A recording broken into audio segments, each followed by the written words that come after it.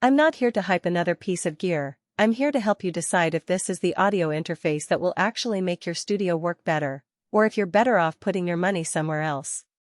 If you're on the fence about spending a few hundred on a high-end USB interface, you'll want to hear how it behaves when you plug it into a real DAW, run a mic into one of those preamps, and try to get reliable low-latency monitoring for a live instrument session. Link is in the description if you want to check the product details on Amazon.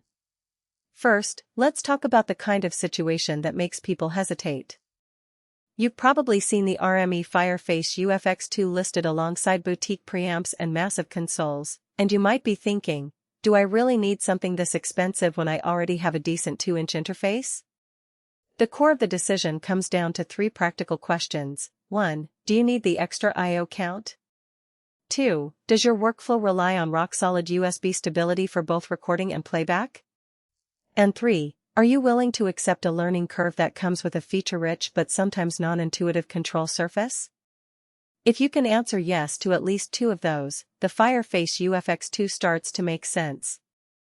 What the UFX2 actually offers is a 30-in/30 out configuration, which translates to 4 dedicated mic/instrument preamps, a full set of line inputs, a DOT, and even digital I/O via AES/EBU and S/PDIF. In a typical home studio you might never use all 30 channels, but the flexibility shines when you're recording a small band or a multi-mic vocal session.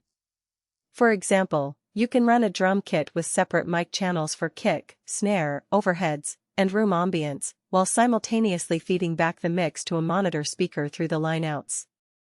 The ability to route any input to any output without replugging cables is a real time saver, especially when you're juggling vocal overdubs and instrument takes in the same session. One of the biggest selling points on paper is the direct USB recording feature. What that means in practice is that you can send the combined mix straight to your hard drive without taxing your computer's CPU. I tried this by opening a session in a DAW, enabling the direct recording mode, and hitting record while playing a live piano through one of the preamps. The result was a clean, glitch-free WAV file that saved directly to the SSD on my laptop. For anyone who has ever dealt with dropouts when doing high-resolution 24-bit/192 kHz tracking, this is a tangible benefit. It's not just a spec, it's a workflow improvement that can keep a session alive when you're on the edge of your computer's processing limits. Of course, no product is without its trade-offs.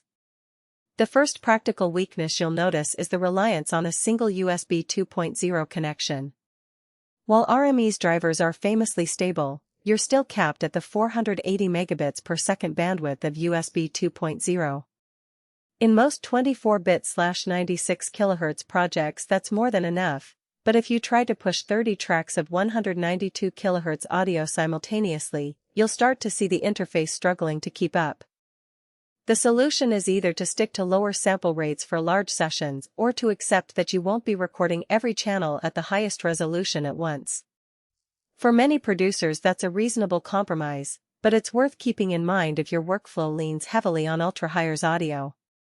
Another point that can trip up new users is the ARC, Audio Return Channel, USB remote integration. That feature lets you control the interface from a tablet or other remote device, which sounds great until you realize the software is a bit dated and only runs on macOS or Windows with specific driver versions. I tried pairing the interface with an iPad using a third-party app, and the latency spikes were noticeable. If remote control is a pillar of your studio, say, you want to manage the preamp gains from a laptop while you're in the live room, you'll need to spend some extra time configuring the setup and possibly dealing with driver updates. It's not a deal breaker, but it does add a layer of complexity you might not expect from a plug-and-play device. Now, who should actually consider buying this?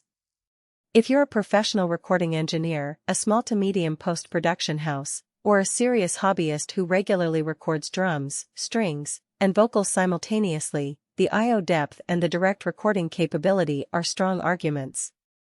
The preamp quality is on par with other RME offerings, delivering a clean gain structure that works well for both delicate acoustic instruments and louder sources like guitar amps.